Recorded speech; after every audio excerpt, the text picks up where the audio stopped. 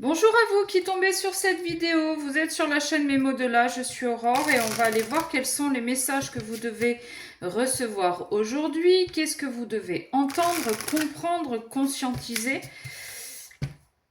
Pour certains, qu'est-ce que vous choisissez d'entendre et de comprendre? Ça, c'est autre chose. J'espère que vous allez toutes et tous bien. Merci pour vos abonnements.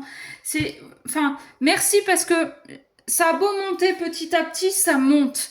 Et moi, ça me dit, bah, continue Aurore, continue de faire passer les messages, même si pour le moment vous n'êtes pas nombreux, vous êtes déjà bien assez pour moi. Et voilà, vraiment, merci, merci, merci et encore merci. Donc ceux qui ne sont pas abonnés, tant que je balaye pas les cartes, pardon, c'est pas compliqué, il y a juste un petit clic à faire avec votre pouce ou avec un de vos doigts et ça ne vous coûte rien. Et puis, tant que vous y êtes, vous mettez un petit pouce bleu aussi. Plus vous interagissez avec mes vidéos, plus les algorithmes me mettent en avant et donc plus les messages arrivent aux bonnes personnes. Voilà, hop là. Allez, on y va avec l'oracle de la tattoo thérapie pour ceux qui le connaissent. Alors, la flèche et le dialogue. Ce qu'on est en train de vous dire, c'est que si vous voulez avancer, il va falloir causer. C'est pas plus compliqué. Mais ça, j'ai envie de vous dire, c'est la base. Que ce soit au boulot, que ce soit dans quelque relation que ce soit, si vous ne communiquez pas, ça va coincer à un moment donné. Parce que chacun va se faire des idées sur le comportement de l'autre ou sur un petit truc que l'autre aura dit. Il va se faire des idées par rapport à sa propre estime de lui, à sa propre confiance en lui, à ses prismes, à ses croyances imitantes, à ses peurs, enfin tout ça, et ça peut partir en live complet.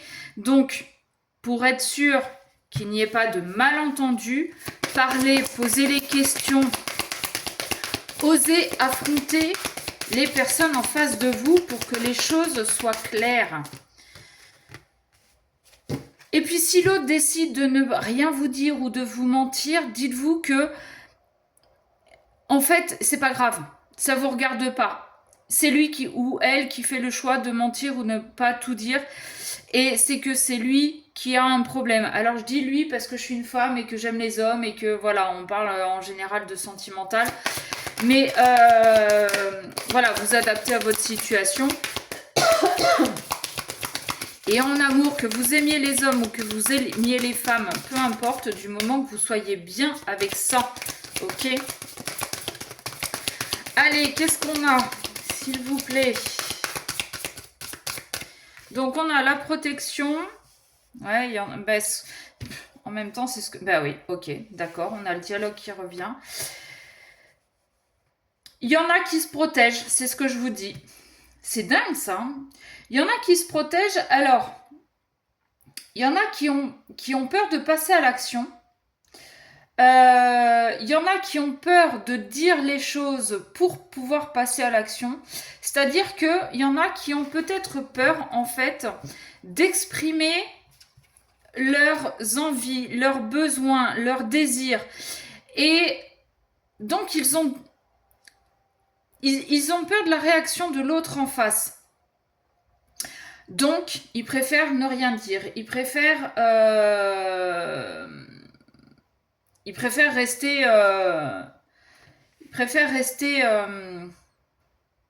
derrière leur bouclier, en fait. Sauf que là, jusqu'à maintenant, c'était ça. Sauf que là, on a quelqu'un qui va se mettre un très gros coup de pied au cul et qui va oser dire les choses, qui va oser affronter. Ok.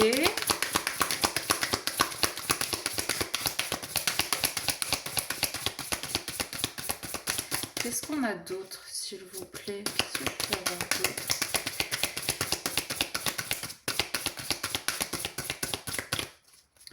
Ouais, moi j'ai l'impression que c'était une personne, quelle que soit la relation, que ce soit sentimentale, familiale, professionnelle, peu importe.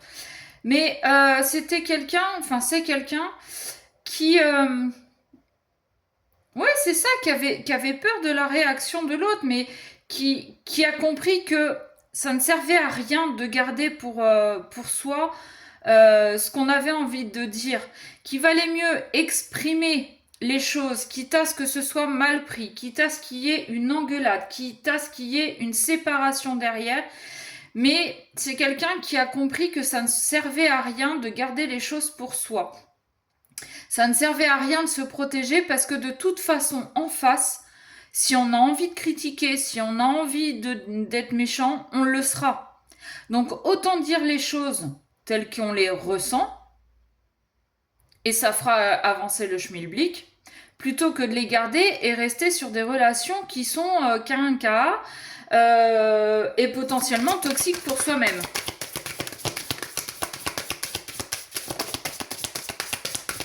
Ok. La frustration, ben voilà. Alors, la légèreté. Ah non, pardon, la fantaisie. Pourquoi j'ai dit la frustration? Il y en a qui seraient-ils frustrés, justement, de ne pas pouvoir parler, mais c'est ce qu'on est en train de vous dire. Sortez de votre grotte, dites les choses. C'est pas grave, il n'y a pas mort d'homme. Hein. La sensibilité, bah ouais. Il y en a qui se sont projetés, protégés. Ouh, il y a des amalgames là. Bon, gardez ça dans un coin, mais bref. Il y en a qui se sont protégés parce que c'est des gens qui sont un petit peu beaucoup sensibles, qui ressentent que à partir du moment où ils vont commencer à vider leur sac, les choses elles vont changer, mais du tout au tout.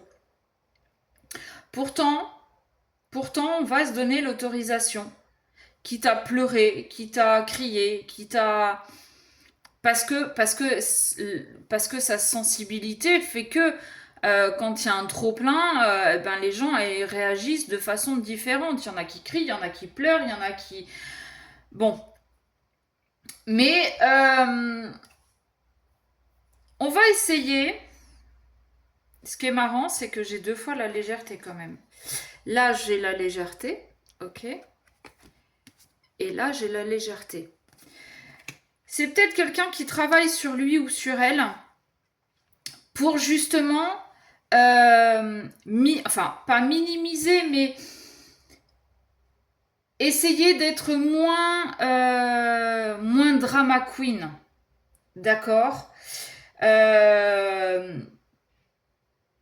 qui va essayer d'écouter un peu plus son cœur que sa peur de dire les choses. On peut parler aussi de dialogue dans une relation. Hein. J'ai la carte de l'amour ici. Ok. Enfin bon, c'est ce que je vous disais aussi. Hein.